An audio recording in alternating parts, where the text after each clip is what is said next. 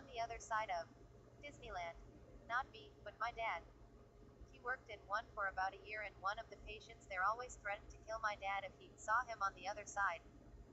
Many years later, my dad ran into the man at Disneyland.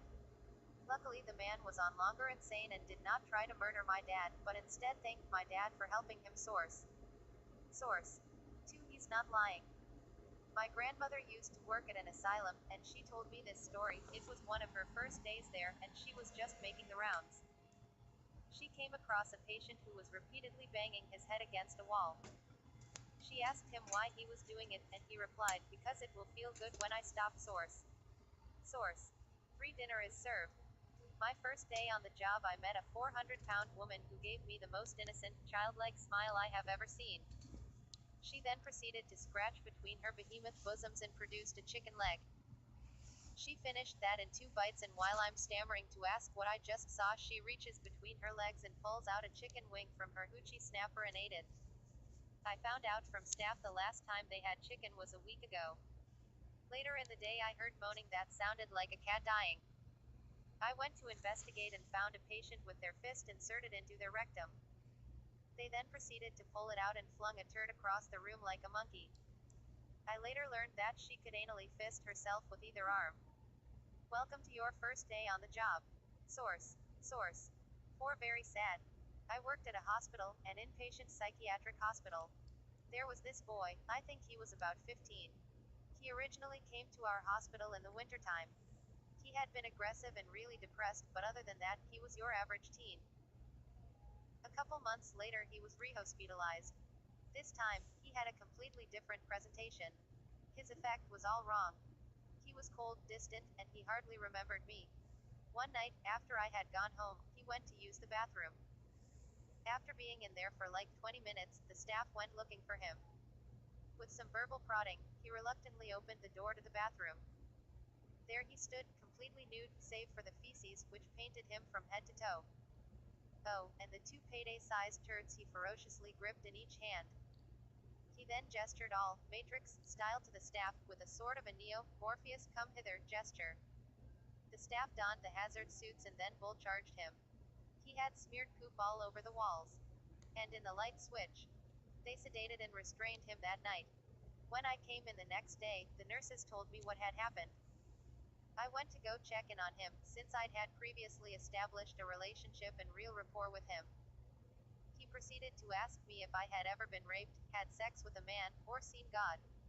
Yeah. That was when I really understood the power of psychosis. And I now have more empathy, understanding, and respect for all of my majorly mentally ill clients. Source. Source. 5. Ace Fork. I don't work at a psychiatric hospital anymore, but I used to work at a large state hospital. 1. A guy on another unit pried his eye partially out with a plastic fork. I did not witness this, but it happened while I worked there. 2. This one guy would pry his turds out with a pen and stack them in geometric sculptures in his room. He also filled his drawer with pee. 3. I once helped this woman get cleaned up in the shower. She came in all covered in S and piss and vomit. She was there for a few weeks, so I got to know her a little. Then, I myself had a nervous breakdown a few months later and had to be hospitalized, different hospital. She was in there too, and remembered me, and helped me get used to being on the inside. Was weird. Source. Source. 6. The night the lights went out. My mom worked in a mental hospital during the big 2011 blackout in Cali. When the power went out in the mental hospital, the backup generators didn't kick in. The result was every single patient door opening, letting every single patient free. My mom said she locked herself in her office and the only light was a red emergency light, which made everything sinister. She said all she could hear was the patients screaming until security finally got things under control. Pretty creepy stuff. Source. Source. 7. Be careful. Many decades ago, my mother's friend had a severely incapacitated adult child in a mental home. He always complained that the orderlies were out to get him, but his parents dismissed his complaints because, well, he was crazy. Turns out the son died and the autopsy found dirt in his lungs. An investigation followed, and he was killed when an orderly restrained him by pushing his face into a potted plant, and he sucked dirt into his lungs as he was suffocating. His father wrote a letter to a local paper in which he libeled the S out of the mental home. They sued him, he lost everything, and he committed suicide within days of the verdict. His wife died years later alone. Source. H Show and Tell.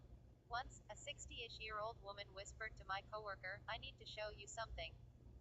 She walked in the bathroom, came back and handed my friend a bracelet while saying, "I hid it in my vagina." I've seen lots of S thrown and smeared.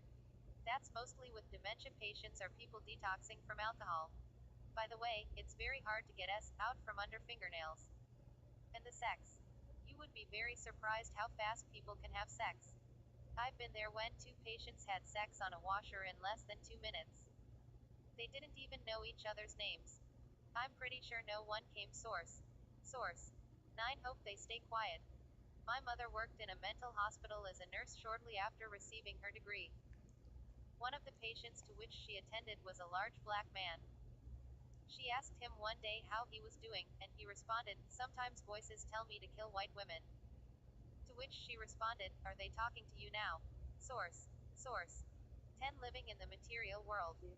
I did medical clearances for a psych ward at a county ER in Sonoma County, CA. I worked there for a year and a half. One time we had a guy who went on a meth bender for days on end and did nothing but play World of Warcraft during this days-long bender. He was also schizophrenic or something. I can't remember what the nurse said. Anyway, he was living in the video game. Screaming about Azeroth, etc. Thought the nurses were bad guys. We had to restrain him. Another good one was a woman who came into the ER to say she was suicidal. She saw the line and went back out to her car and committed suicide by taking a bunch of pills. A few days later, her sister turned up looking for her. I found her dead in the back of her car. No one had noticed.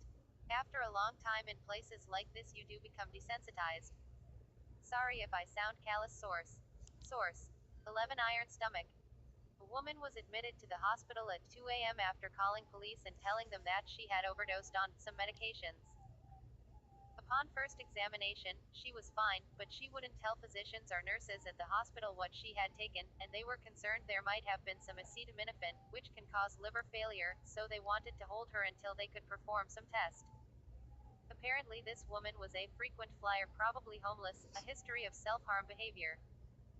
This particular instance, someone missed the self-harming part, and this patient was left alone and unrestrained at some point for 5-10 minutes. In that time she managed to swallow several razor blades and needles, all sterile, luckily, a fact which she gladly informed hospital staff of a few hours later. QE surgery, the service my friend was on, and a whole heck of a mess. Notably during the surgery, one of the surgical nurses who was palpating the small intestine for any missed blockage debris after the surgery, but before closing, ended up cutting her hand through the patient's small intestine, when she closed her hand on an unaccounted for razor blade. Not a pleasant experience for anyone. Patient survived and was fine, but apparently wasn't even committed, just placed on a hold. Public funding for mental health is really low, so there isn't really a place for people like this if they are destitute, homeless and are generally lucid, but with some problematic behaviors. Source. 12. Mean animals. I work in an adult day health care program and we have a lot of registrants with severe mental illness that come to us for the day and we monitor and help to help them stay living in the community. One morning, about a year into working there, it was about 8 a.m. and I realized I was alone in a room with about 7 registrants with schizophrenia. I remember thinking how different each of them were affected by this illness. One gentleman, Richard, came in. He was almost 70 and had a small cut above his eye.